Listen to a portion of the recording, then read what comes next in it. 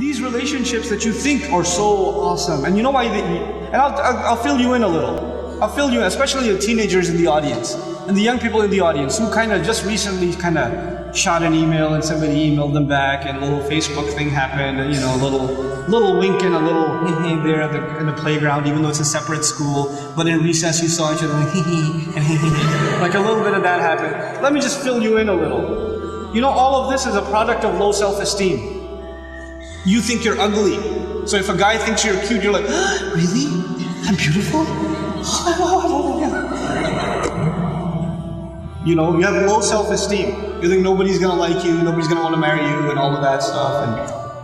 And on the other hand, the guy, we don't have good friendships and good relationships, and we're looking for something. And most of the guys, I don't have to tell you what's going on in your head. You and I have ijma' on this issue. The things that go on in our head. There's no reason for me to explain all of that to you, But just because you have raging hormones and you're like daydreaming about girls and things like that, it doesn't mean that you're in love. It just means that you haven't controlled your temptations yet. And you're ruining somebody's life. You're ruining an entire family. You realize what you're doing? And you call it love? You tell me, if she was like 50 pounds fatter, you still be in love? Because she's the same person, same ruh inside her jasad, right?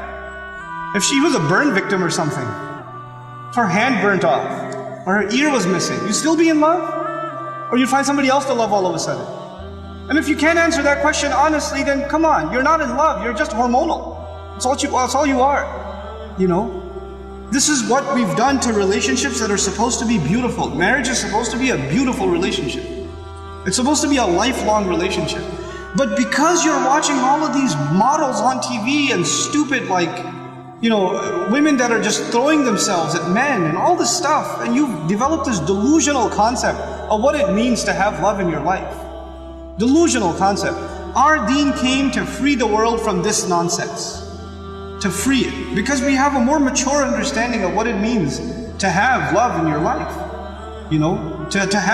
I'm not saying you shouldn't marry someone you like, you should. You should be attracted to your future spouse. All of those things are fine. But there's a decency that you have to exhibit before then. And if you're okay with talking to a girl like that, you should be okay with somebody talking to your sister. You're okay with that too? Not if you have any ounce of decency left inside you.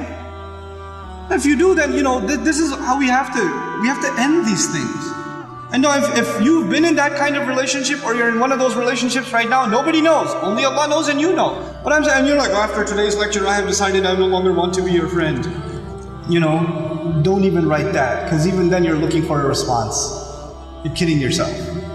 And then you're checking, did she write back? Yes, we should no longer be friends. And then you'll write back, you're right, we really shouldn't be friends anymore. And then she'll write back, yeah, never again. And then you're still doing it.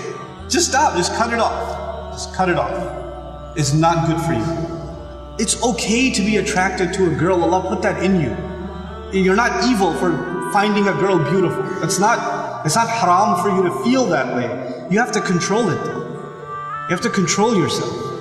Our deen teaches us self-control. And if you cannot exhibit self-control in one aspect of your life, you'll lose self-control in other aspects of your life.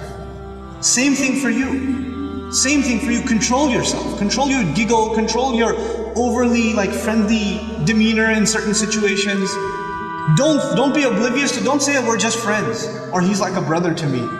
If he ain't your brother, he ain't your brother. That's it. That's it. Either he's your brother, you share a mom, or he's not. And that's the end of it.